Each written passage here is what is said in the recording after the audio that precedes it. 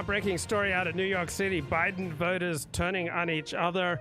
17-year-old Muslim teen suspected of murdering a young black man who simply wanted to be gay and to make gay romance and dance around in his underwear. It's crazy, man. Learning more about the man killed in a possible hate crime Saturday while pumping gas in Brooklyn. Police are still looking for whoever did it. CBS 2's Hannah Klieger spoke. Well, he wasn't just pumping gas in Brooklyn. He was dancing around in his underwear, and he was told to cut it out. And he then got into a confrontation. And shockingly, when these Muslim teens collided with these young gay men, the Muslim teams seem to have defeated the gay dancers. Pretty shocking. With friends who knew the victim, and she's live in Midwood. Hannah? Maurice and Christine, police have identified that victim as 28-year-old O'Shea Sibley. Friends describe him as a professional dancer, and police say he was fatally stabbed following an argument. And this guy, he had a smile that would light up a room. This is the kind of dance that he was doing. I mean, why would people take offense, right? You're just pumping gas at a gas station, and some wonderfully talented, young gay dancer starts voguing around in his underwear, and these Muslim youths, they got really upset and told him to cut it out, and he wouldn't cut it out, and he started arguing with them about how he should have the freedom to be gay, and it didn't go too well for him. Right here at this gas station, neighbors say he was always seen dancing when he was outside. Since when in this country is gay joy a crime? This is killing me. Why should gay joy be a crime? Gay hate is a crime. Gay joy should not be a crime. And investigators believe that's what he was doing the night he was killed.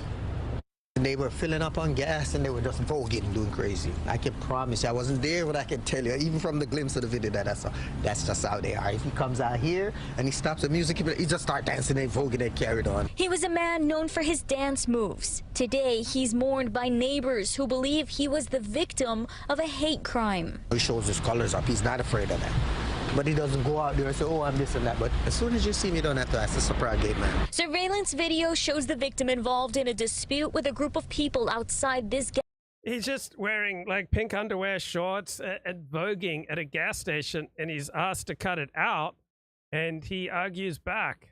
Gas station Saturday night. Witnesses say they were dancing when a man walked up to them and allegedly made homophobic comments. Police say the two groups of people argued, and that's when one man allegedly stabbed Sibley. This witness, who wanted to remain anonymous, says he tried to break up the argument. He pulled out a knife and he just stabbed him, and he ran away. Neighbors say he danced all the time. He had to come out there dancing happy, going to the store happy, go over there happy. Everybody. I found out yesterday, he told me he passed away. So why? I didn't know that. He was crying, came knocking on the door. A spokesperson for the Ailey organization where Sibley was a participant said in a statement in part, O'Shea had incredible energy in the studio and was loved by instructors and fellow students. Police say they're searching for this man in a black shirt and red shorts who they believe is responsible for his death.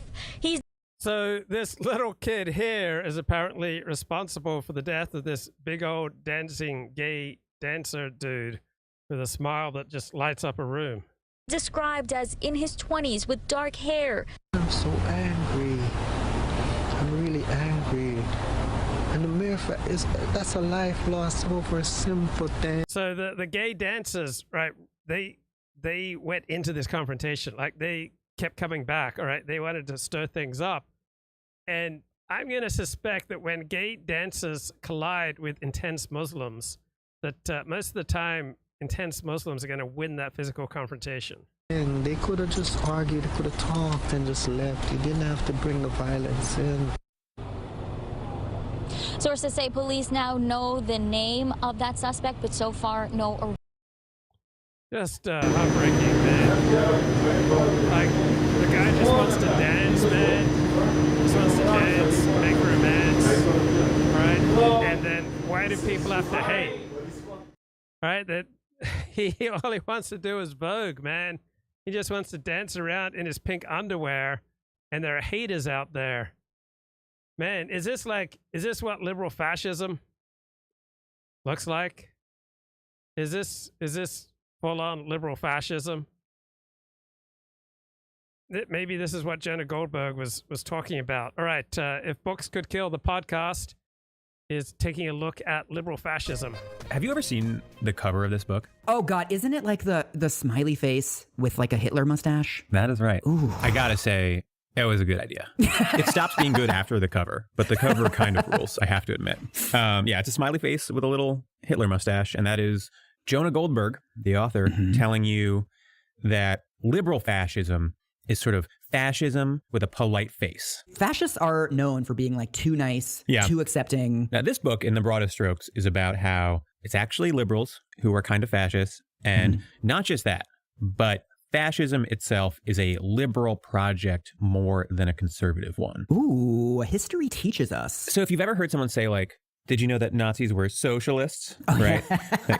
This book is sort of like the origin story for a lot of those arguments. Oh, yeah. You can sort of infer based on the basic description of the thesis that this is not a real history book, right? Jonah Goldberg is not a historian. He is a pundit. The project of the book is not to explain history. It is to provide arguments for modern conservatives who are being called fascists. And he opens the book by talking about that, by saying that conservatives are sort of recklessly targeted with accusations of fascism. And like his whole project is just turning those guns around and pointing them back at liberals. This is ammunition for the arguments in your head that you're having with like fake college sophomores. The purple-haired feminists that exist exclusively on right-wing websites and not in the real world. This is how to own those little chipmunks. You know, a lot of our books are super popular with the public, but ignored by the serious people. This one is basically the exact opposite. It's not a mega bestseller. It sells well, but it's very popular among conservatives and especially like conservative elites. Paul Ryan. Yeah, this book is very popular with conservative elites. It's very popular with people like Dennis Prager. It's very popular with right-wing talk show hosts. And of course, it's absolutely ridiculous. All right, there's no such thing as liberal fascism. Right? Paul Gottfried talks about this in his terrific book, Fascism, the Career of a Concept. Fascism has never played a major role in the United States. But Jonah Goldberg's a widely featured star of the Murdoch media empire in this book here by Paul Gottfried on fascism. Syndicated Republican columnist. He goes after Democratic politicians who, according to him, are pursuing economic and social policies similar to those of Mussolini and Hitler. And people like Dennis Prager and all sorts of other right-wing talk show hosts, they take this seriously. This is like a major work of conservative, intellectual achievement among conservative pundits. I mean, that's how bad right-wing punditry and thought is these days. So programs aimed at American youth are compared to Mussolini and Hitler's programs. American public works programs are seen as derivative or closely related to fascist and Nazi plans of the 1930s, right? So here's the main point of the book. If Democratic partisans in Hollywood have gone after Republicans as fascists, then the other party should be allowed to play the same game. Looking at Ronnie Goodman's terrific book on conservative theories of cultural oppression, right? Jonah Goldberg says that his whole motivation for writing this book, liberal fascism, which argues that modern liberalism and fascism grew out of the same intellectual roots in 20th century progressivism, which is absolutely absurd. But Goldberg says, ever since I joined the public conversation as a conservative writer, I've been called a fascist and a Nazi by smug, liberal, know-nothings, sublimely confident of their ill-informed prejudices. So it's understandable that most people would dismiss the ad hominem attacks of conservatives as just too contrived and ridiculous to warrant serious protected offense. But by contrast, liberal ad hominem strike conservatives as eminently sincere, sublimely confident, as Goldberg says, and they don't get shrugged off with the same ease. They provoke these formal book-length rebuttals. So back to the If Books Could Kill podcast. Ryan, the former Speaker of the House and Mitt Romney's running mate, cited it as an influence back in the day. Ted Cruz said that he was a big fan in the 2016 campaign. It is a grueling book to experience, Michael, just like arduous to read because every page is political philosophy, which I hate. Yes. And also history that you read and you're like, that doesn't sound right. And you have to look it up and you're like, no, I guess it wasn't really right. It was a nightmare to try to like debunk this book. My indicator of how infuriating a book is how often I'm doing Alt-Tab to go over to like another window to be like, okay, I gotta fucking Google this now. Right. This seems like a very free So looking at the comments section on my videos, so Sonny Bonnell says, how many super predators have you eliminated, Luke? None, right? So my point is that to be a man is to provide and to protect. You should try to take care of the ones you love, such as your family and your community. That's a laughable definition, right? That a man should provide and protect. So to Sonny, this is laughable. In a modern peaceful society, you don't need to be a trained killer to provide for your family. No, but you should provide and protect.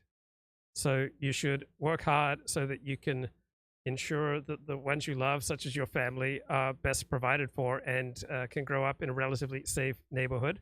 You should support the men in blue. You should support the cops because, generally speaking, they are, a significant deterrent to crime. You should support law and order in general.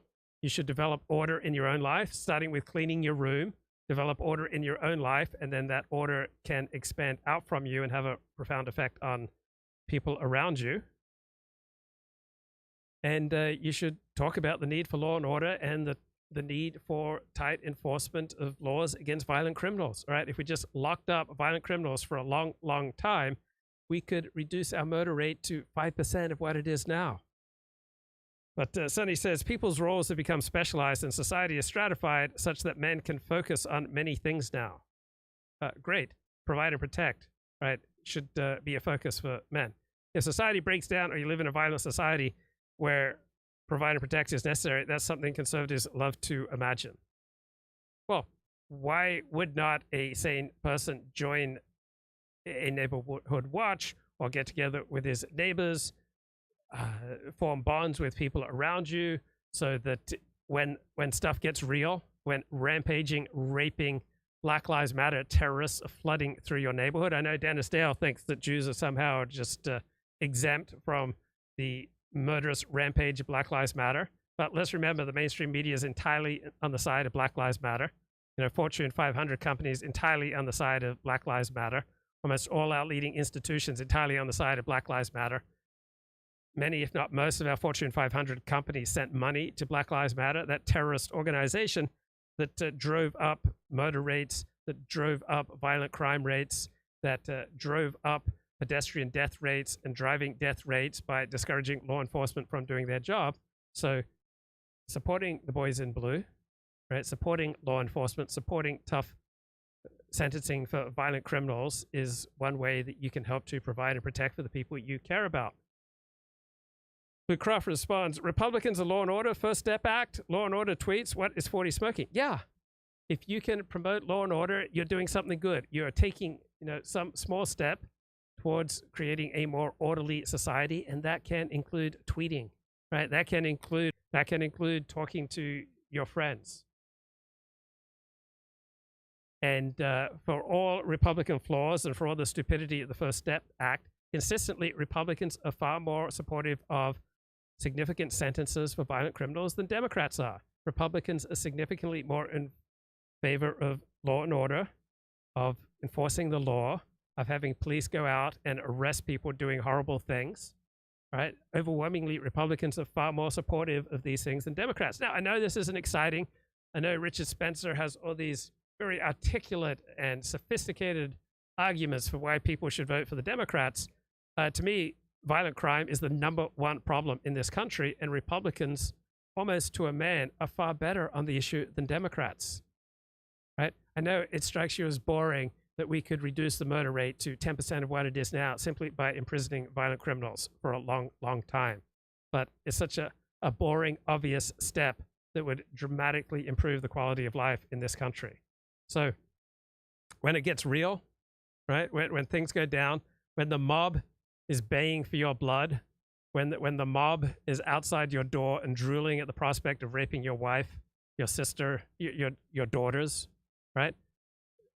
Who's going to light up for you, right? Who's going to be there by your side if the cops are overwhelmed or they're not interested, right? You need to have bonds with the community, with the neighborhood watch program, with your church, with your synagogue, where people band together to protect each other from being terroristic, violent, rampaging, raping Black Lives Matter terrorists. Don't you want boys lighting up on your side? Boys lining up on your side? Like armed men who abide by the law and who are willing to put themselves on the line to help protect their families and the ones they care about. Right? So Jonah Goldberg's book is absurd, right? It's not a cogent argument. But I have a little bit of sympathy for the sentiments, because to be conservative, is to be constantly accused of being a fascist. So I can kind of understand the emotion behind his book, even if his arguments are absurd. Frequent alt-tabber. Do you know anything about Jonah Goldberg himself? He's just like a generic National Review guy. That's right. He's still, I think, an anti-Trump Republican to this day, which I guess adorable shows some level of intellectual honesty or steadfastness relative to his peers. He's only against the liberal kind of fascism, though. That's right. He's not really animated by like the fascism. He's working on like his Trump is a liberal book or something as we speak. He is a Nepo baby. His mom was a literary agent and Republican activist. Okay, that's a ridiculous critique. Fascism plays no role and never has played any role in American politics. Right? Fascism is something that only existed in Italy between World War I and World War II, and possibly in Nazi Germany as well. Fascism generically is not racist, so Germany was kind of off the beaten path of fascism. Still, this left-wing critique with all its cheap shots is amusing, right? It does make some good points.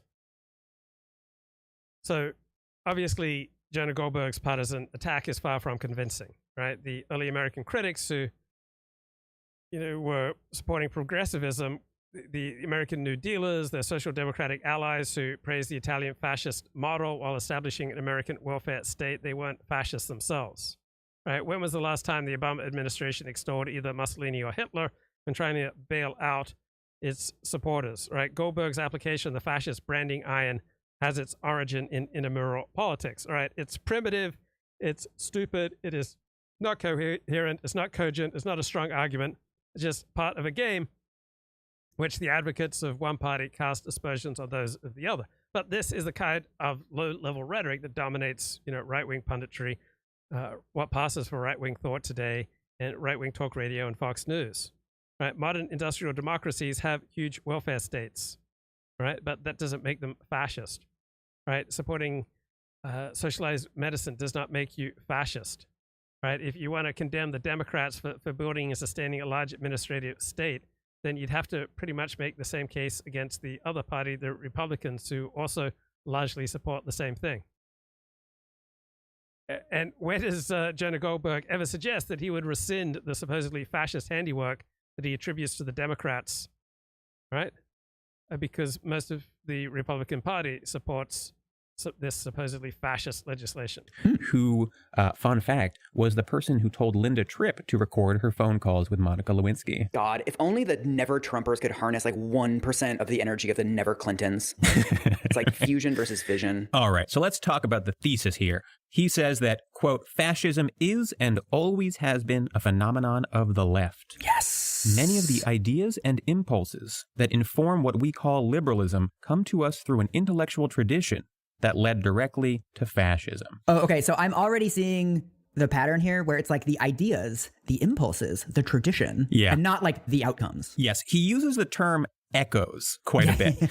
A huge percentage of this book is him being like, look, obviously this isn't the same thing as the brown shirt Nazis, but it echoes a lot of the same ideas. When you think about it, me asking your pronouns and me putting you in the gulag are roughly the same thing. It's incredibly funny how often he gives that caveat of like, I'm not saying they're the same. And then we'll make a direct analogy to like Nazi Germany. So a couple of big caveats up top. When he says liberalism, he is referring to modern progressivism, not like... So people rarely say what they mean. People rarely mean what they say. Yeah, on its surface, on its plain meaning, on its literal meaning, Jonah Goldberg's book, Liberal Fascism, is absolutely ridiculous. But that doesn't mean that underneath the surface of all that nonsense, there aren't some good points. So he writes in Liberal Fascism, the unique threat of today's left-wing political religions is precisely that they claim to be free of dogma. That's a good point. Leftists, generally speaking, don't consider themselves in the sway of dogma. They see themselves as having transcended dogma, and they believe that they exist in the reality community.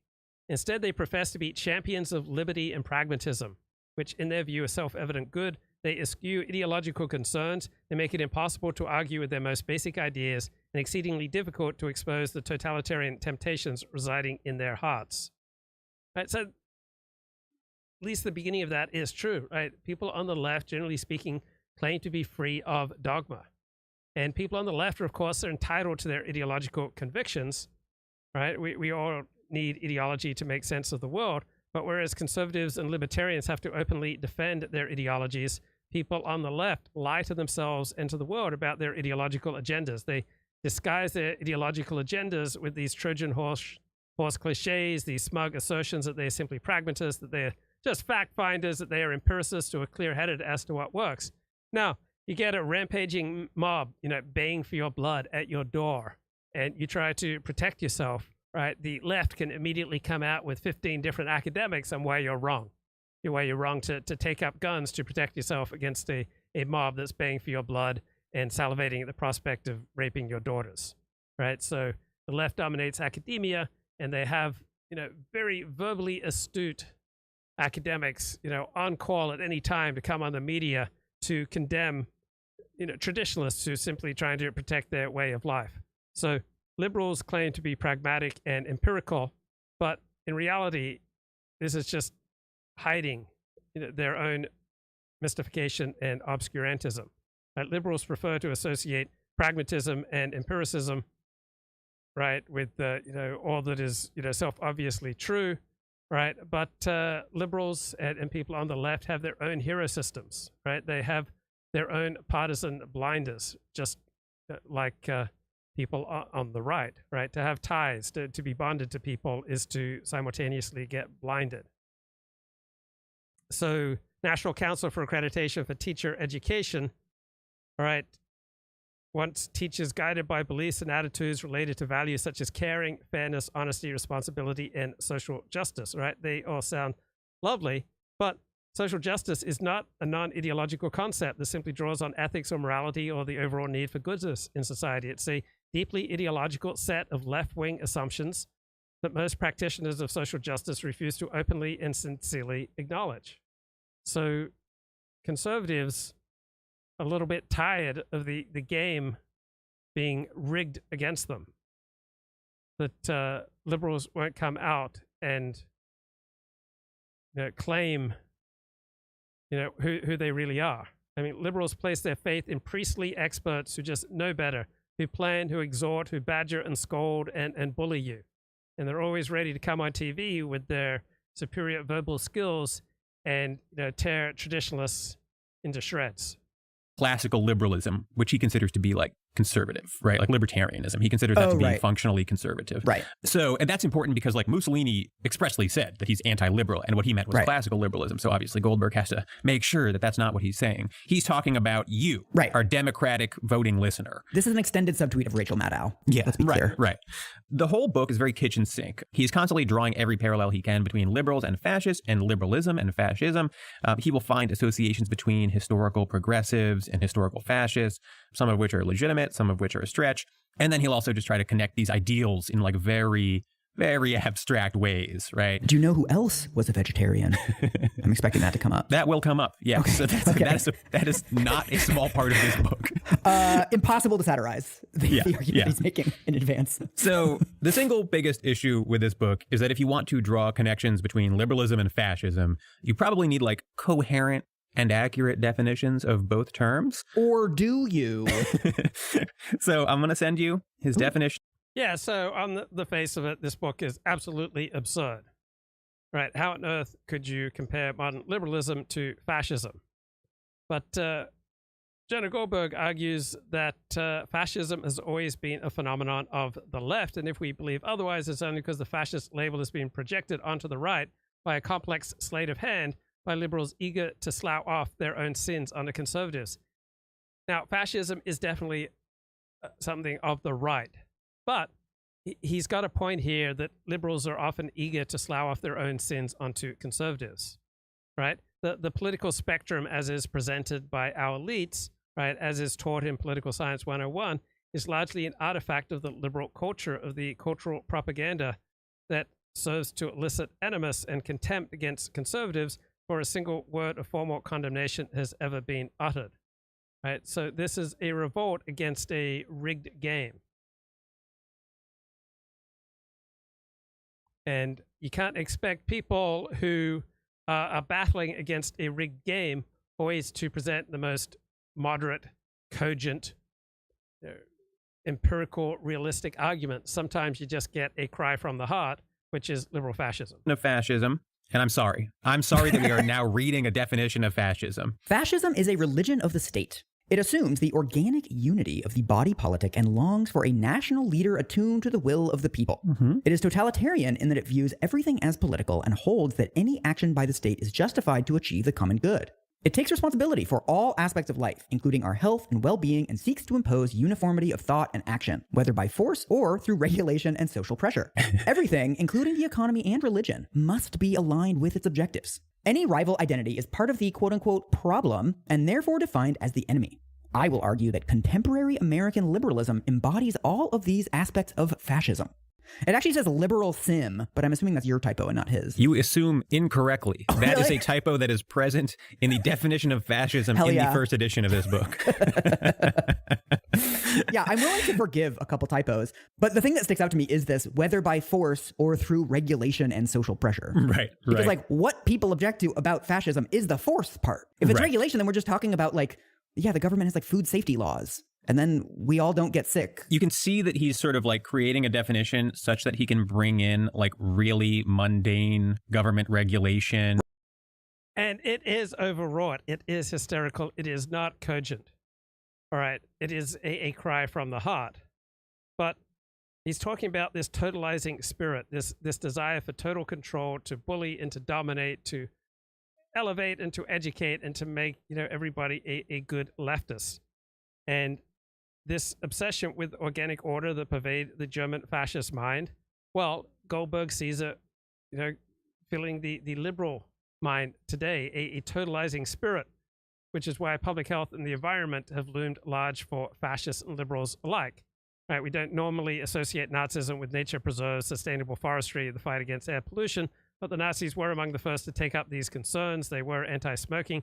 They did have public health drives that foreshadowed today's crusades against junk food, trans fats, and the like. Right? These affinities may not just be entirely coincidences, but they may be windows through which we may glance at leftism's and liberalism's subterranean imperiousness, which wants to dominate more and more of life, that cannot be at ease with people having the right to, say, educate their own children, right? With people driving cars, gas-burning cars, right? There is a totalizing spirit on the left that wants to take total control of people's private lives, right? So the left thinks that its defense of freedom stands in stark contrast to the benighted moral authoritarianism of conservatism.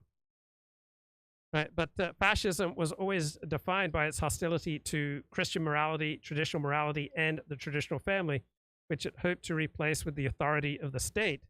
And so fascism was very much opposed to conservatism. So conservatives who stand for traditional morality, Christian morality, the family, right, they now get painted as crypto-fascists, as incapable of thinking maturely about life and about sex.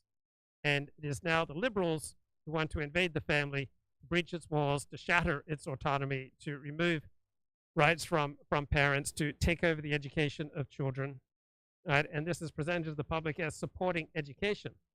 But the liberal obsession with education is just the historical legacy of its totalizing impulse. Right? It wants to capture children in schools, just part of its larger effort to break the backbone of the nuclear family. Gay marriage is not about marriage, it's about destroying the nuclear family, destroying marriage, right? So that we become more at ease with the idea of just, a whole bunch of people just being easily available for sex without any kind of commitment, right? So the nuclear family is the institution that is most resistant to political indoctrination, and that is the institution that the left wants to destroy, right? The left-wing attacks on traditional morality proceed under the banner of enlightenment, but they really trying to do something very different. Reading from Ronnie Goodman's book here on conservative cultural oppression. Right. And social norms changing and things like that, right? And also social norms are just irrelevant to this because like a social norm, like, I don't know, it used to be cool to smoke and now like it's a lot less cool to smoke. There's no way that that's fascism. That's just like changing mores. Oh, there's no way that that's fascism, Michael. You're going to learn. He says fascism is the religion of... So, yeah, Jonah Goldberg's book is ridiculous, but he does have some good points, right? When he says that the white male is the Jew of liberal fascism, all right?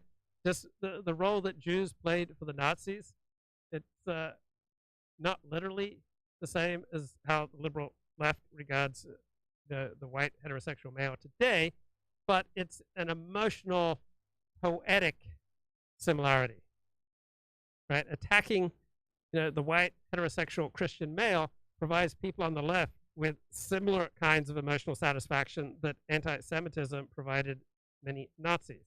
So just like the Jew, the white Christian heterosexual male is excoriated as the unique source of an unparalleled evil, the bearer of illegitimate privileges, someone whose all-pervasive social, political, and cultural influence must be exposed and curtailed in the name of the public good, which is the mission that has been adopted by the left.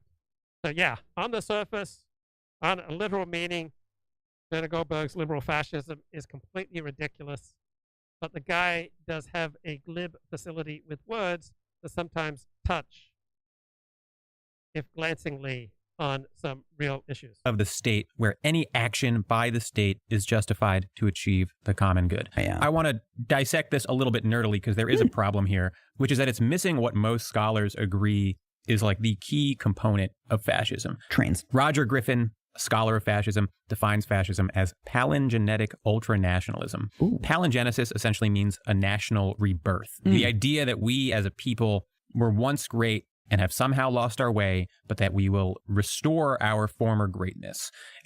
Yeah, that's a decent definition. And then there's the ultranationalist part, which means that the national rebirth will center around a specific identity, a specific in-group. Wait, so Make America Great Again is like the perfect encapsulation of this, basically? Yeah, okay, that's ridiculous. So liberal fascism, right, on literal reading, surface reading, or even a deeper reading, all right, just taking it literally, completely absurd, right?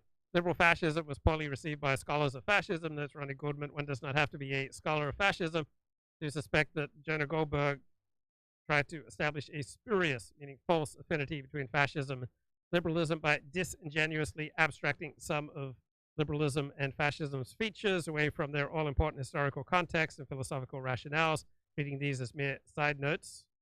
Right? But liberal fascism is, at its core, a cry from the heart.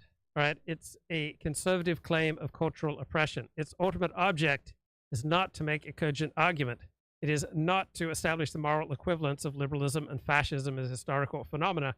Its project is to level the playing field between liberals and conservatives as contemporary political actors. And it does this clumsily, right? It does this unphilosophically. It does this superficially. It does this in a vulgar manner. But still, Jonah Goldberg is up against the left-wing orientation of our major institutions, right? Jonah Goldberg is trying to overthrow what he correctly sees to be a one-sided liberal-centric reading of American history, according to which there are only two perpetrators of official misdeeds, conservatives and America writ large. Given that only conservatives can be bigots or tyrants, we will virtually never hear that the Palmer raids, the Prohibition, or American eugenics were thoroughly progressive phenomena. And these are sins for which America itself must atone, but not liberalism. But the truth is that the liberal closet has its own skeletons, as is the conservative closet. Right? Today's liberals speak of fascism as an unmitigated evil, but their forebears often did speak approvingly of fascist movements. And that was because at the time they did feel they had a good deal in common with them. And so, blind to this history, liberals today are also blind to their own tendencies, which they project onto conservatives. Liberals keep saying it can't happen here with a clever wink or an ironic smile to insinuate that the right is constantly plotting fascist schemes, but there has never been a fascist movement in the United States of any consequence. The liberal narrative conceals things to the benefit of liberals and at the expense of conservatives, so that really only conservatives are the bigots and the bad guys. And America writ large can be made to assume responsibility for the moral lapses of liberals and leftists, because liberals have succeeded in convincing us that fascism is just something that is right next door to conservatism, when in reality conservatism is completely opposed to fascism. Right? Liberals say that conservatives differ from Nazis only by a matter of degree, and that they're all just incipient fascist. That liberal fascism is less an indictment than a call for moral humility from the left. Right? It's an attempt to reverse the historical amnesia that blinds the left to the nature of their own political impulses, their own total control, bullying, takeover impulses. So the ultimate aim of liberal fascism is not to quantify contemporary liberalism's affinities with fascism, but to qualify liberals as having totalitarian impulses. Everybody wants to rule the world, and that includes people on the liberal spectrum and the left-wing spectrum. And Jonah Goldberg wants to argue that it's conservatives, not liberals, who lie at the furthest remove from fascism. Which, whether that's true or not, at least it is a challenge to the dominant liberal worldview that the difference between conservatism and fascism is only one of degree. Now, liberals are nicer people than Gestapo agents, but Jonah Goldberg says this is owing not to the intrinsic impulses of progressivism, but to the traditional American values by which progressivism and leftism is constrained. Such factors as America's geographical size, ethnic diversity, Jeffersonian individualism, strong liberal tradition have combined to render American fascism, which is ridiculous, but American leftism milder, more friendly, more maternal than its foreign counterparts. Yeah, so every political philosophy, every religious philosophy, every cultural and political and social movement takes place within a particular context, right? So the time and the place, the geography, the demography of the society in which you get these cultural, religious, political currents, they are all going to have a profound effect on how these various political, religious, social, cultural phenomena demonstrate themselves. Jonah does get a little bit owned by the fact that Trump's messaging is like relatively fascist. We've lost our national greatness. Let's restore it. He's also leaving out a lot of smaller things like nativism, militarism, heavy reliance on the police, right? All common features of fascism, according to scholars. And I'm not trying to say this as like a gotcha to be like, he got the definition of fascism wrong. I'm bringing it up because this is why fascism is considered right-wing, right? It's about hierarchy and tradition, authority and order. But he leaves all of that out of his definition because then you might start to realize why every scholar on earth thinks that fascism is right-wing. Right. He's basically leaving out all the parts that would make him sound like a fascist. Right. Like fascism is obsessed with tradition and hierarchy and the use of force. And also, you're a fascist if you don't honor our brave first responders. Another little sleight of hand here is that Goldberg says that fascism is about using the state to achieve the common good. Oh, yeah. Right. So there is this naive belief among American right-wingers that conservatism and the right wing stands for smaller government, right? That's not really a huge part of what being on the right means. Right? Being on the right means standing for law and order, for tradition, for traditional ways of organizing life and family. Right? It's not primarily about lower marginal tax rates. So Ronnie Goodman has a great point here that Jonah Goldberg's project with liberal fascism is ultimately psychoanalytic rather than historical. Right? It investigates the basic human impulses which assume various ideological shapes depending on the circumstance. Right? Americans have been lucky that various political, cultural movements in this country have been sublimated and civilized by the American context. But the purpose of liberal fascism is not simply to indict liberals, but to subdue liberalism by isolating its essential core from the wider cultural currents in which that core has thus far remained camouflaged. The liberals hold themselves out as pragmatists and fact-finders, but underneath this self-image is a certain totalitarian sensibility on the left. Right? Everybody wants to rule the world, including the left. That tendency is also on the right. Right? People on the left and the right have a psychological need for order, for progress, for consensus, for expertise, and for getting other people to go along. So this is why conservatives refuse to take liberal idealism at face value. So you see in modern secular liberal humanism, all these disconcerting reversals. You've got dedication to others on the one hand, which tends to translate into self-indulgent feel-good responses. You've got rhetoric about a lofty sense of human dignity, but in reality, that means ever-increasing control of our private lives, powered by contempt and hatred by all the institutions being controlled by the left. Right? You've got rhetoric about absolute freedom, but with increasing bureaucratic control and institutional control by liberal left elites, right? It leads to absolute despotism. We've got liberals claiming a flaming desire to help the oppressed, but it turns very quickly into an incandescent hatred for all who stand in the way. So the conservative claimant of cultural oppression sees that the seeds of these dark impulses are always germinating somewhere in the depths of the beautiful sounding liberal rhetoric.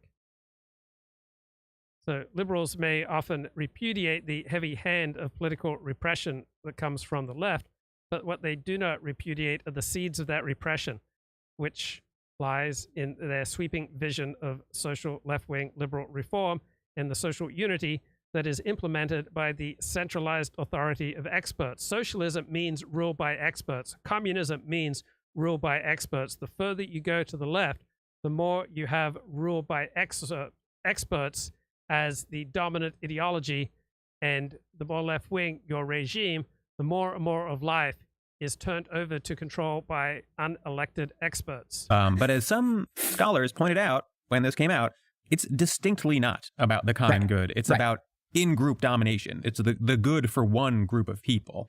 Fascism is very bad for some specific groups of people.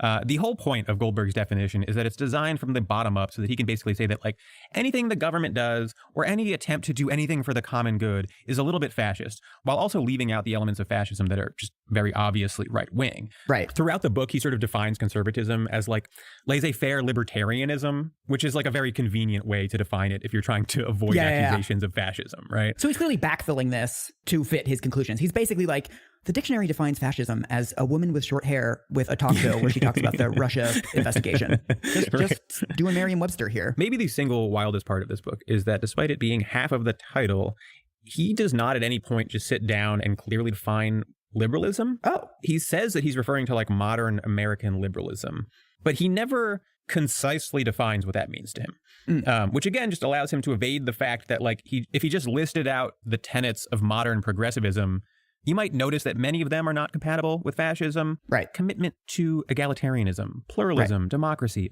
all parts of modern progressivism. Right. And I think all things you'd have a hard time squaring with fascism, which is distinctly anti-egalitarian, anti-pluralistic. Right. Because again, fascism is about the ascendance and domination of the in-group, right? Right. So yeah, on the surface, liberal fascism is outrageous and ridiculous, right? And people on the left identify their leftism and their liberalism with noble pursuits. But what Goldberg is working at here is a poetic and psychoanalytic perspective that the rhetoric doesn't necessarily match the reality, right? That much of history is accidental, and you can't take what people say as the truth about themselves. So from Goldberg's perspective, liberalism is ultimately a quantum of dammed up energy that is waiting to be used somehow for something to bully and to tyrannize and to take total control of our private lives, right? And this is at the core of the left-wing project. And how this core expresses itself will depend on circumstances and events, dear boy. So liberals are rationalists at heart. Conservatives are much more suspicious of rationalism because they see two things as much more powerful than rationalism. One, the power of genes, and two, the power of early imprinting. But liberals believe that their hearts are pure, therefore their motivations are dispositive, meaning good, right? But they don't understand themselves, right? They don't understand what drives them. They don't understand that they are part of another partisan project, that they too have a hero system. So liberal fascism, on a psychoanalytic account, is a wake-up call for liberals to engage in the kind of Augustinian self-examination, to look deep below the surface of their ostensibly pure motives to try to discern the morally ambiguous, the all too human substrate of their motives, to recognize that these impulses can manifest themselves very differently under a changed set of political, cultural conditions, and therefore whatever differences might exist between modern liberalism and forms of tyranny, right, they don't necessarily redound to liberals' moral credit. Right? Liberals and conservatives, people on the right and the left, and all our various good intentions, we're all morally at the mercy of fate. And frequently our purported good intentions threaten to alter fate for the worst. So for every liberal incursion against America's traditional values, right, what happens is we get a further erosion of the inhibitions that have so far sublimated and civilized liberalism and leftism, that have kept it in check, that have preserved some parts of traditional American culture. That's just like big picture philosophy words. There's also like human rights, right? What if not torturing prisoners goes too far? Fascist much? So yeah, right now we're like 25 pages into this book. We are starting off with a definition of fascism that does not align with any scholarly definitions of fascism. Mm-hmm. He does not define liberalism at all. Mm-hmm. And yet I am contractually obligated to continue reading. How many pages was this, Peter? It's like 500. Jesus Christ, really? I don't understand why this keeps happening to me, but I've got to start looking up page numbers before I agree to do a book. How do you stretch an argument this bad to that long? It's kind of impressive, honestly. One big feature of this book is that Goldberg is constantly saying, like, liberals and the mainstream media never talk about this. Oh, yeah, great. But he, like, doesn't actually ever provide any evidence of the information being ignored or suppressed or whatever. Right. And it often seems like stuff that's either common knowledge or at least well known to people who are loosely familiar with history. For example, a huge part of the book, a big theme throughout, is pointing out that the early progressive movement had ties with the eugenics movement. Yeah. Which is entirely true. Yeah. And also something I learned in like junior year history. Yeah. It's like when someone says like, did you know that it was Republicans who freed the slaves? And it's like, yeah, I paid attention in 10th grade, you fucking dumbass. Right. Okay, back to Ronnie Goodman's analysis. So he says, liberals with their culturally oppressive, clever winks and ironic smiles had always ready with a murderer's row of academic experts who are verbally gifted, who could just tear apart any traditional conception of life. Right? What people on the left cannot see, but the conservatives who have to stand outside of power, outside of our major institutions, largely outside of academia, what we do see are the horrific potentials of the liberal left project, right? So for those standing outside the liberal left project, we see these beautiful speaking Manchurian candidates who operate according to a program that they themselves do not understand, who are imperceptibly just part of increments creating the conditions for their own final totalitarian activation. So the clever winks and ironic smiles of the dominant liberal left intelligentsia, right, are not necessarily the truth, right? And the purpose of Jonah Goldberg's investigation here is to place these winks and smile in the historical context that would reveal their as yet unconscious subterranean horrific potential. That this is the way that Jonah Goldberg seeks to subdue liberalism by trying to argue it's another hero system, it's another partisan lens on life. The liberals will deploy science and academic experts to impugn the conservatives. But what Jonah Goldberg aims to demonstrate is that it is the left and the liberals who have forfeited these powers through their submission to liberalism itself, which operates through them in ways that elude their own cognition and control. So, meaning people on the left, liberals have a great belief in the power of reason, in the power of the autonomous, buffered individual who's not negatively affected by the various sexual and transgressive arrangements next door, right? That they can lead reflexive, highly disciplined lives, that they can create something out of their own reason and push their community, push themselves, push history forward. Right? That's the liberal project. Conservatives have much more skepticism of the power of reason. And so conservatives will say, liberals frequently are fooling themselves about the power of their own reason. back to If Books Could Kill, a left-wing podcast dissecting Jonah Goldberg's book, Liberal Fascism. And like, did anything relevant happen in the 150 years since then that you want to mention, or we're just going to do that and then skip to now? Now, I want to send an example. It's a nuanced one, and I'm sort of genuinely interested in your reaction here. Oh my God. Consider the infamous Tuskegee experiments, where poor black men were allegedly infected with syphilis without their knowledge and then monitored for years. I have some comments already. In the common telling, the episode is an example of Southern racism and American backwardness. In some versions, black men were even deliberately infected with syphilis as part of some kind of embryonic genocidal program. In fact, the Tuskegee experiments were approved and supported by well-meaning health professionals who saw nothing wrong or racist with playing God. As the University of Chicago's Richard Schweder writes, the study emerged out of a liberal progressive public health movement concerned about the health and well-being of the African American population. If racism played a part, as it undoubtedly did, it was the racism of liberals, not... So liberals, by and large, are for affirmative action. They are for all sorts of measures to channel extra resources and favors towards purportedly oppressed minorities. And they defend their racial policies as temporary measures through which to further realize the same ideals that they initially defended under the banner of color blindness. But people like Jonah Goldberg note that the colorblind doctrine championed by leftists in the 1960s was just a very brief parenthesis in a very long progressive tradition of racism. So Jonah Goldberg seeks to subdue liberalism, and he does it by recasting what purports to be a logical unfolding as a rationalizing ideology that conceals a much darker story. So the implication is that the brief parenthesis of colorblindness on the left of the 1960s was simply a conceptual expedient through which the progressive tradition transitioned from a cruder, overtly racializing talk of coolies to the subtler, more sophisticated variety of racism that motivates liberals' special solicitude for minorities via multiculturalism and affirmative action.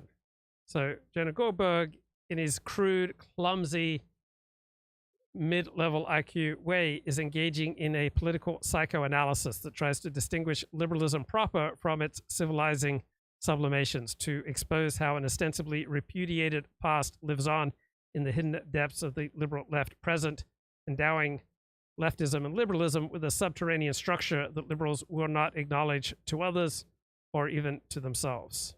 Conservatives, but that's not how the story is told. Peter. All right, let's break this down because I think this is a nice archetypal Goldberg anecdote. He sort of like ascribes a pre-existing liberal narrative to this. Yeah. He's like, everyone blames this on Southern racism, but it was actually liberal institutional racism. And it's like, whoa. The way that it's taught, in my view, in my experience, has been that it's an example of institutional racism. Like, right. He's just sort of being like, liberals might have taught you that this was the fault of racist Southerners. And it's like, no, I don't think that they did, dude. I don't think that anyone who genuinely learned about the Tuskegee experiments viewed it like this. You've just sort of like ascribed a narrative to it and then debunked that straw man narrative. I realize he's saying this before Twitter, but it's very similar to a lot of conservative arguments now, where it's basically like people on Twitter are saying this, but that's not true. Right. It's like, well, what's the authority that you're pointing to? And then you throw on top of that his references to how maybe these men were purposefully infected with syphilis. Which isn't true. Which is, in fact, a common myth.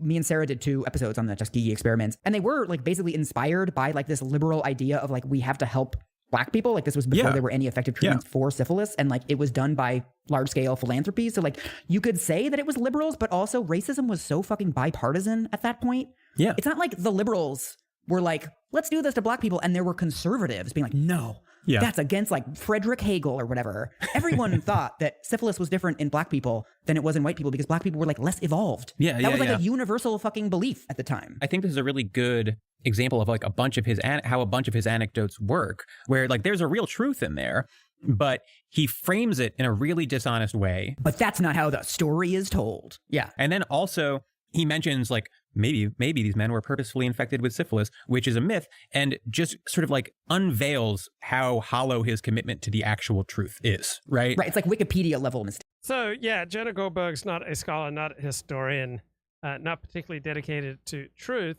but when you understand his work as a cry from the heart, a very clumsy attempt at psychoanalysis, then you can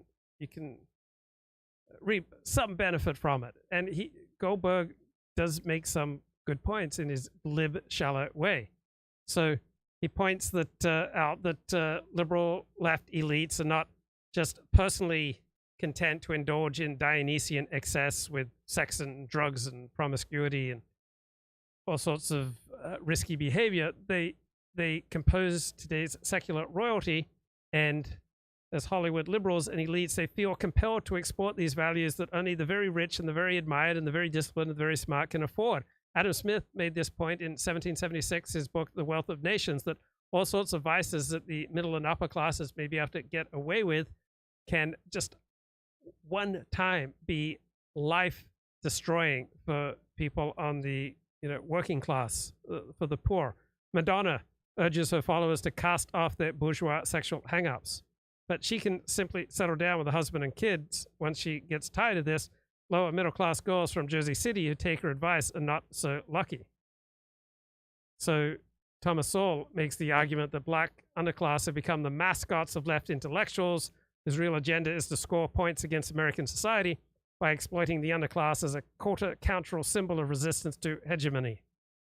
Right? We've got this new ruling royal elite on the secular left that reigns within the media, the academy, the professions, and the government, right, that has a symbiotic relationship with the underclass, which is then exploited to symbolize the new class's embrace of avant-garde values. Right? You've got the secular progressive crowd, particularly mainstream media, that glorifies the gangster world, makes money from it, and these white middle-aged ponytail music executives are no better than crack dealers. They know their product dehumanizes its constant customer and encourages awful behavior. Like, how many country singers have we seen get murdered? All right, it happens with rap stars all the time. But people who sing Christian music, country music, they don't tend to get murdered very much. Right, listening to country music and Christian music doesn't tend to destroy people. Same way that rap music seems to bring out the worst in many people. Right. Yeah. So one of the first substantive chapters is about Mussolini. Ooh. It starts with a similar sort of framing, which I will send you. Mussolini was bad, and liberals don't want to talk about it. I feel owned. I feel pre-owned, like a Toyota, by this quote that you're about to send me.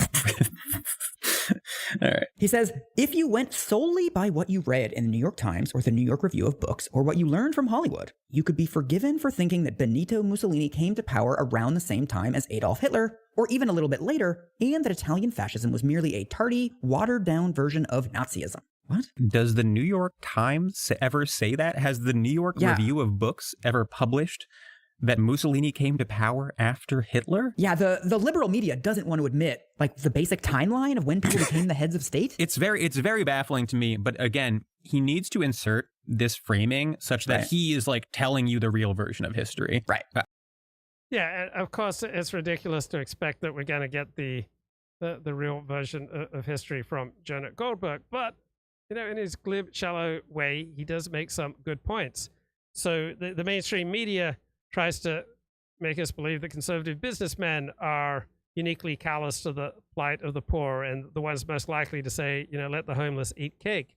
This is cultural propaganda, right? The closest that we get to, the contempt of the all-powerful monarchs of previous centuries is the cocooned arrogance and self-indulgence that we associate with Hollywood celebrities, right? It's the glitterati of Hollywood who hire out a private retinue of vassals, of tutors, of hangers-on, who recreate private courts no less opulent and self-indulgent than the entourages of 17th century France. So it's the liberal glitterati of Hollywood, not bourgeois conservatives who travel with full-time aromatherapists, masseuses, acupuncturists, and presumably court jesters, right? It's the Hollywood royalty who attempt to recreate the sumptuary laws and rules of grammar through which kings and queens once codified their privilege. Right? No CEO would think to bar people from photographing his elbows, as has Jennifer Lopez, or hire an assistant whose only job was to hand him towels, as has Mariah Carey. Right? Conservative businessmen may underpay their workers, but they do not treat them as mere vassals, as did Barbra Streisand when she instructed that employees of the MGM Grand avoid eye contact with her as she performed there. So I worked for about 18 months as an extra on sets, and pretty much every set they told you not to make eye contact with the stars. So Jenna Goldberg occasionally is onto something. I would be shocked if you could find a single example of either the New York Times or the New York Review of Books implying or saying outright that Mussolini came to power after Hitler. Right, that basically Mussolini was like in sync to Hitler's Backstreet Boys. A worse B version. That is a real. I actually don't know which one was technically first, even though I view Backstreet Boys as the OG. If someone told me actually NSYNC was founded first, I wouldn't know that was wrong. Well, that's because you can't read it in the New York Times or New York Review of Books or Hollywood. They don't want to tell you. They don't tell you. The Backstreet Boys were first. They won't admit it. So the Mussolini chapter is actually like a really good microcosm of how the book. So Jonah Goldberg does make some points, and here's another one. There's virtually no major issue in the culture wars, he says, where big business has played a major role on the American right, while there are dozens of examples of big business, the corporations supporting the liberal side. Think of all the corporations funding and subsidizing Black Lives Matter terrorism. Right? Corporations have accepted the totalitarian logic of diversity gurus, who insist that if you aren't actively promoting diversity with goals and timetables, you're actively opposing it. Right? You see, in City Bike, a bike sharing program established as part of the federal bailout of Citigroup, which is a wasteful program that merely subsidizes the feel-good hipness of those who know better than you, thereby allowing rich and privileged liberals to advertise their environmental bona fides. So liberals have largely captured corporate America. So perhaps they're not quite so categorically committed to equality as such. Rather, it's just a weapon that they use against the middle class. So our upper class now, our ruling elites, tend to repudiate traditional values and instead sign on to avant-garde ones like diversity and environmentalism. It's the ordinary Americans who continue to resist the liberal left dispensation. Operates in general. A lot of it is just describing a smattering of progressive people and institutions who showed various affinities for Mussolini in the 1920s. So Goldberg is naming journalists and politicians and educational institutions, etc., that admired Mussolini in some regard, which is not inaccurate. Mussolini was actually quite popular in America in the 1920s. Now, there is no actual data, nor is there an effort to show that Mussolini's popularity was something limited to liberals or even predominantly liberal. And so I went to his source, and his primary source is John Patrick Diggins, a historian who wrote a seminal book in the early 1970s called Mussolini and Fascism, The View from America. Okay. The heart of Diggins's book is just giving examples of literally hundreds of... Yeah, okay, Jonah Goldberg is shoddy, not very smart, a lousy scholar, but he's got a glib way with words, and sometimes he makes some good points. So he talks about secularist group like People for the American Way, which is continually trying to shrink the public space for traditional religion, and instead is building the foundations of a secular counter-church of liberalism. Yeah, a good point. That's from his book, Liberal Fascism. So what Jonah Goldberg's trying to do is track the subterranean totalitarian impulses of the liberal left. Right? So progressives, people on the left, want to smash the wall of separation between church and state and essentially drive the church, drive religion out of the public square. So with religious reform, you had, with the rise of Protestantism, you had the rise of this attitude that God primarily belongs in your heart and should then pervade all of you, all of your thinking, all of your impulses. And this Protestant ethic has been transmuted through modern liberalism. So there's now this totalitarian ideology that our hearts should be transformed so that we're never racist, we're not bigoted, we're always reflexive, meaning always monitoring our own words, our own behavior, monitoring it against how could it possibly affect any of 27 different racially oppressed groups. So you've got these Protestant impulses whereby your heart is shifted and all your natural impulses have been disciplined and edited so that you just live a life that's wholly aligned with the Lord, but now instead you live a life that's wholly aligned with expertise. So Hillary Clinton is kind of a direct descendant of the social gospel movement of the 1920s, right? The Christian language and imagery is no longer in vogue, but the same agenda is now defended through a secularized vocabulary of hope and change. So those who claim cultural oppression by the liberal left, they will point out that liberal left ideals are just post hoc rationalizations for otherworldly religious passions seeking a this-worldly incantation. So if you really want to understand the meaning of contemporary liberalism, don't look for it in the sober musings of John Locke or Immanuel Kant or John Stuart Mill, but look for it in the perverse will to secularize religious impulses that should not be secularized. So liberalism on its face is hostile to the separation of church and state. It's hostile to ignorant Bible thumpers, but is itself ignorant of its own intellectual heritage. So in this part of the conservative agenda, it's conservatives who carry the mantle of secularism, for it is they, not liberals, who demand that there should be a higher wall of separation between church and state. So conservatives would interject religion into public life by asking for a seasonal nativity scene or a few moments of voluntary school prayer, but liberals want to erect an entire political, social, cultural order on the foundation of the do-goodery, which was once considered the proper purview of churches and synagogues. Right? It's the liberal left who now seeks the more thoroughgoing imposition of these do-gooder values through their redistributive economic schemes and through the massive civil rights industrial complex of American people and institutions who were either supporters or opponents of Mussolini. Diggins makes it clear that this was from across the political spectrum.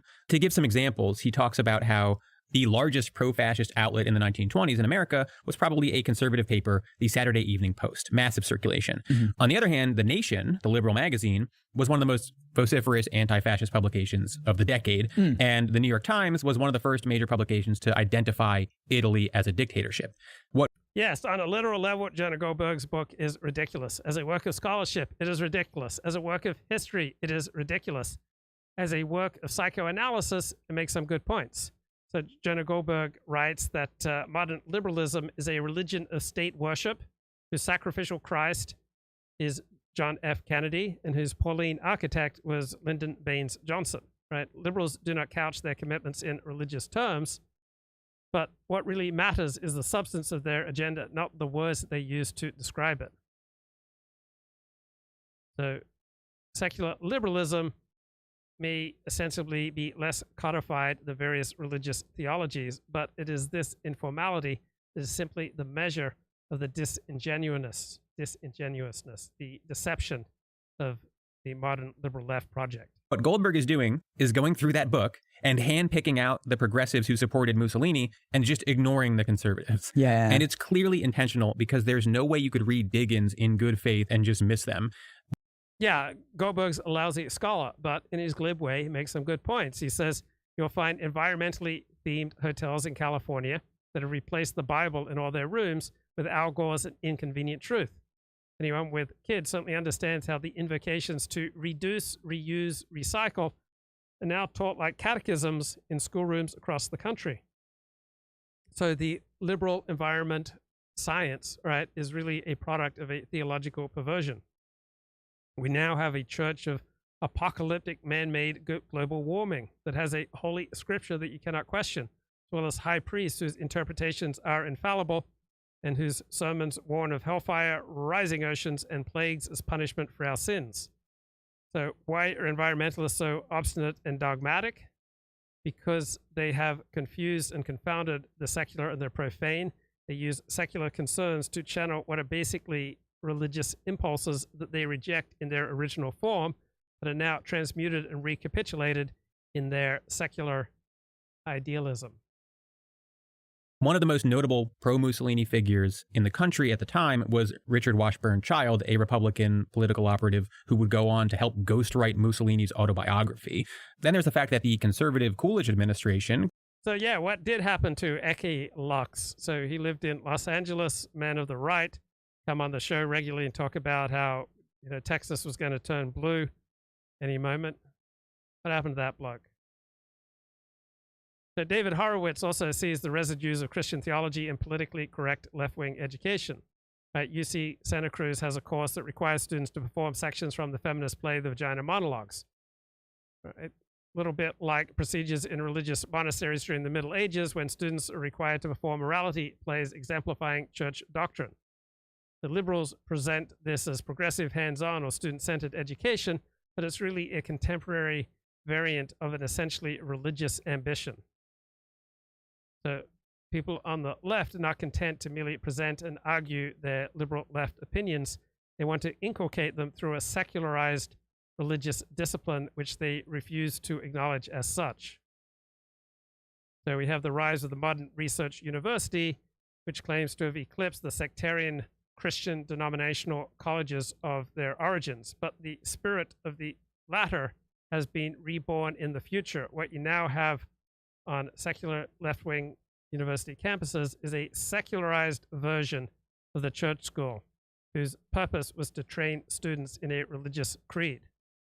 This is why the dominant forces in academia today see academic freedom and true intellectual diversity as threats to their calling.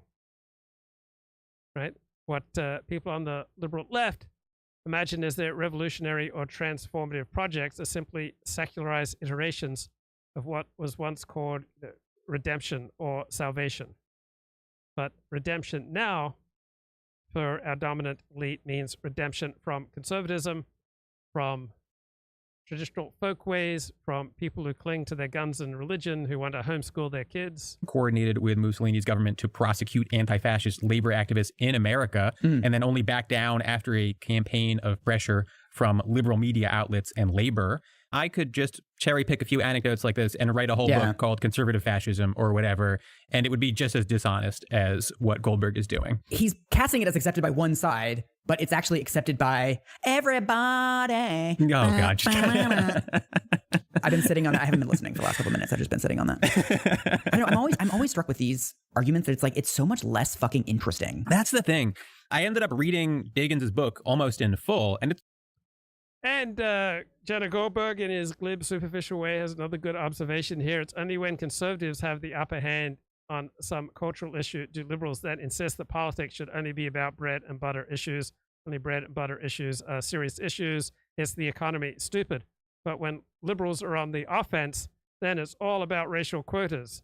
Then it's all about mainstreaming gay culture. Then it's all about scrubbing the public square of Christianity and a host of explicitly cultural ambitions. So liberals claim to be all pragmatic and just about the economy, but they only do that when they're on the defense.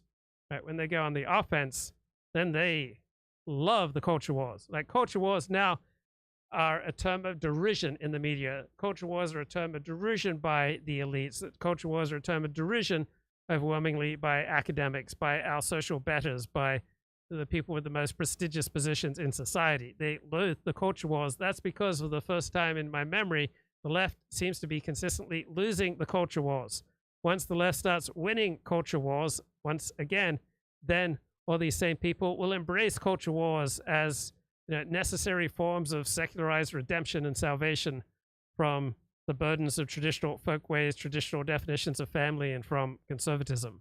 It's fascinating. People should read it. Yeah. You're not going to learn anything from Goldberg because Goldberg is sitting down trying to get from point A to point B, and that means expressly ignoring a shitload of the history that he's reading. I like that you do retain the capacity to enjoy books.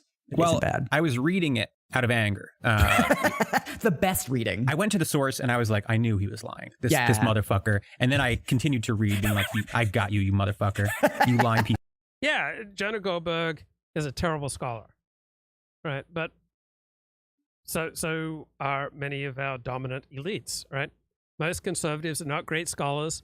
They don't have well thought out political philosophies, but they have an intuitive sense that this stance of dispassionate scientific disengagement that our dominant elites, particularly those in the media, particularly academics who appear in the media, put forward, that they're just dispassionate scientific, disengaged pursuers of truth and pragmatic advancement, right? That this is a performance, that this is a deceptive and self-deceptive histrionic mimicry of real disengagement. It's just a method by which they subtly announce their moral and cognitive superiority over those who hold to a traditional conception of life. So it's not surprising that those who are not on the left find themselves infuriated at the liberal left's smug assertions that they are simply pragmatists, that they are just fact finders, that they are simply empiricists who are clear-headed as to what works. Right, this is all in reaction to liberals' claims to strategic agency, to their claims to the power of reason to guide their lives, their presumption that they have, by virtue of their rationality, transcended the background structures of significance to which conservatives remain beholden. See, those on the left understand themselves as liberated from earlier confining horizons, illusions, and limitations of knowledge that continue to compromise conservatives. So one way of understanding the left-right difference is that people on the right are more medieval than people on the left. But conservatives have a sense that what liberals mistake for their rational transcendence of all hero systems is in fact simply the expression of a particular hero system, just another partisan lens for approaching life. And it is this lying, this deception, this disingenuousness that permits the liberal left elite to accrue undeserved social prestige. So people like Jonah Goldberg, in their clumsy, shoddy way, are trying to expose the liberal left's ideals of disengagement as surreptitious forms of engagement, to expose how the shapes through which these liberal left ideals assume in concrete practice are surreptitiously informed by a subjective hero system every bit as subjective as any right-wing hero system.